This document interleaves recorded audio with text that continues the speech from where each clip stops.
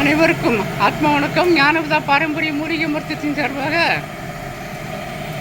இப்போ நீங்கள் பார்த்துக்கிட்டு இருக்கிறது முள்ளுக்கீரை தேநீர் எடுத்ததுக்காக வேண்டி முள்ளுக்கீரையை காய வச்சு நம்ம எரிச்சிக்கிட்டு இருக்கோம். ஏற்கனவே ஒரு சில வீடியோ போட்டிருந்தாலுமே நாங்கள் சாம்பல் எடுத்தோம், எங்களுக்கு உப்பு வர மாட்டுக்கு அப்படிலாம் நிறைய சொல்கிறாங்க.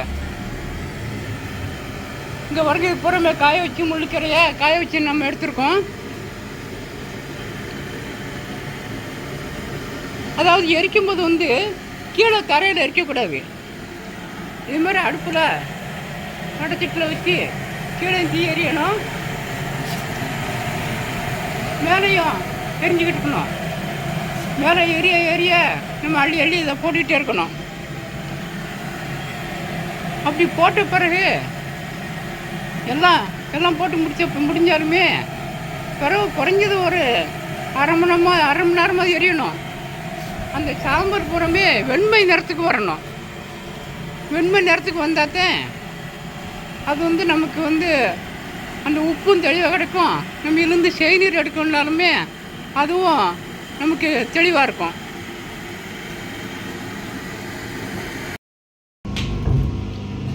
அதாவது நம்ம கற்ப மருந்துலேயே மருதம்பட்டை சாம்பலில் முடித்த கந்தகமும் சிவகந்த சாரில், அதாவது வெண்கரந்தை சாரில் முடித்த பாதரசமும் வெண்கரந்தை உப்பும் சம்பளம் 300 கிராம் போட்டு அரைச்சி ஏற்கனவே முடித்தோம். அதில் கிட்டத்தட்ட இந்த வெண்கரந்தை சாரை விட்டு ஒரு 12 மணி நேரம் வரைக்கும் சுரு கொடுத்துருக்கோம். ரொம்ப அருமையாக முடிஞ்சிருச்சு. இருந்தாலும் அதுக்கு இன்னும் அதிகமாக பவர் எடுத்ததுக்காக வேண்டி இந்த கழுவத்தில் இப்போ அரைச்சிக்கிட்டு இருக்கோம். அதாவது நம்ம கைட்டு அரைக்கும்போது கொஞ்ச நேரம் அரைப்போம். இது பார்த்திங்கன்னா கிட்டத்தட்ட இப்போயே 8 மணி நேரத்துக்கு மேலே காலையிலேருந்து பறைச்சாச்சு. இன்னும் ஓடிக்கிட்டு தான் இருக்குது. இன்னும் சாறு வர வச்சுருக்கோம். இவ்வளோ சாறு இருக்குது. சாறு நல்லா வாங்கிக்கிட்டு இருக்கு. இன்னும் 10 மணி நேரம் சாறு விட்டு நல்லா அரைச்சி அதுக்கு பிறகு மில்லை தட்டி, அதாவது கொஞ்சம் சின்ன உருளையா ஒன்று கிட்டத்தட்ட ஒரு அந்த உருளை நேரம் காட்டுதேன், ஒரு 50 கிராம் இருக்க ஒரு சின்ன உருளையில வச்சு நல்லா வெயில காஞ்ச பிறகு உடம்பு போடுறதுக்கு முன்னால் இன்னொரு என்ன செய்யணும் அப்படின்னா, அதே மருதம்பட்டை சாம்பலுக்குள்ளே வச்சு இன்னொரு நல்லா 3 மணி நேரம் நல்லா எரிக்கணும். எரிச்சாச்சுன்னா கொஞ்சம் கூட அசையாமல் அதாட்டு நின்று நல்லா பவர் ஏறும். அதுக்கு பிறகு இதே சாரை விட்டு நல்லா அரைச்சி அது பிறகு மருதம்பட்டை சாம்பல் வைக்க வேண்டாம். அது அதிகமான முழுக்கட்டாயிருக்கும்.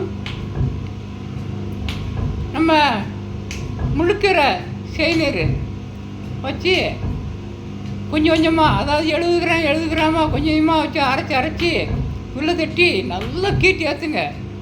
ஏற்ற அதாட்டு நல்லா கொஞ்சம் கூட வாங்காது. அப்படிப்பட்ட ஒரு கட்டு மருந்து நீங்கள் செஞ்சு பாருங்கள். அது பிறகு உங்களுக்கு தெரியும். அந்த மருந்தை நீங்கள் சாதாரணமாக ஒரு செம்பில் வெளியில் கொடுத்து பாருங்கள். கொடுத்து பார்த்தவங்களுக்கு அது பற்றியுடைய தெரியும்.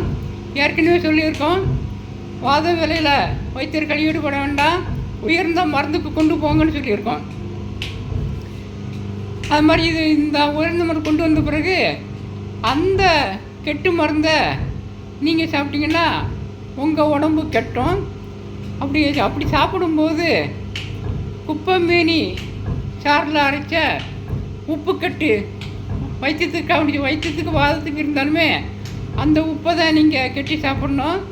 கரும்புரு அரிசி பாசிப்பயிறு போட்டு அந்த கெட்டின உப்பை போட்டு தான் நீங்கள் சாப்பிடணும்.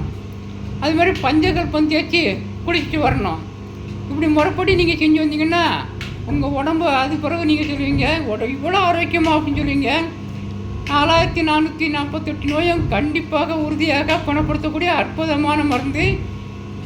இப்போ இதே முடிஞ்சிருச்சு. இருந்தாலும் அதிகமாக பவர் வச்சு நல்ல முறையில் போட்டு கண்டினியூ போட்டுக்கிட்டே இருக்கோம். நம்முடைய சேனலை பார்த்துட்டு வாங்க. இன்னும் இந்த வெண்கரந்தில் ஒரு சில மருந்தெல்லாம் அன்னை இருக்குது. அதையும் அந்த பதிவும் போட போகிறோம். அதிகமாக வந்து வைத்தியத்துக்கு கிட்டத்தட்ட ஒரு 400 வகை மருந்து செஞ்சுருந்தாலுமே அதிகமாக வந்து கற்ப மருந்தாக தான் இருக்கும். இந்த கற்ப மருந்தில் செய்த நம்ம சாப்பிடும்போது நோய் உள்ளவங்க மட்டும் கிடையாது, நல்லா நீண்ட நாள் ஆரோக்கியமாக வாழணும்னு நினைக்கிங்க அத்தனை பேருமே இந்த கற்ப மருந்துகளை வாங்கி சாப்பிடுங்க. உங்களுக்காக வேண்டி பதிவு நல்லா வைத்தியர்கள் தெரிஞ்சுக்கிறதுக்காக வேண்டி பதிவு நாங்கள் போட்டுகிட்டே இருக்கோம். செய்ய முடியாதவங்க வாங்கி பயனடைங்க. நன்றி, வணக்கம்.